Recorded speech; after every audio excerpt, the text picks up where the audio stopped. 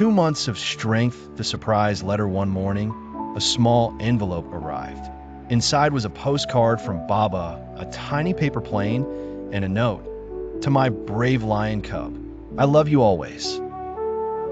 Firas slept with the paper under his pillow for a week, whispering goodnight, Baba, each night. Leila watched him sleep, grateful for this small miracle. Anger again, 2 days later, Firas refused dinner.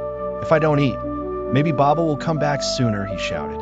Leila knelt beside him. Not eating won't make time go faster, Habibi, but growing strong will make Baba proud. He didn't answer, but later, she found his plate empty. The school meeting, Firas's teacher called again. He's quiet, distracted. He gets upset when other kids mention their dads. At the meeting, Leila listened carefully, taking notes. On the walk home, she said, how about I pack a picture of you and Baba in your school bag? Firas nodded.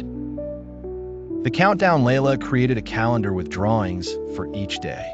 Every night, Firas crossed off a square. Only 14 more sleeps, he would say. With each check mark, he smiled a little more. It gave him something to hope for, a light at the end of his sadness. The return call, guess what? Baba said during a video call, I'll be home in 3 days. Firas jumped so hard he knocked over his chair.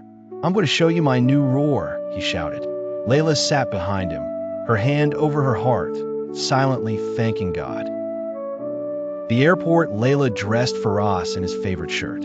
They stood near arrivals, his hand clutching hers tightly. The moment Baba stepped out, Firas ran and threw himself into his arms. You came back, he cried. Leila walked slowly toward them, tears blurring her vision. She finally exhaled. The quiet night that night, the three of them lay in bed, Firas between his parents, arms wrapped around both. The room was peaceful. Firas's breathing was calm.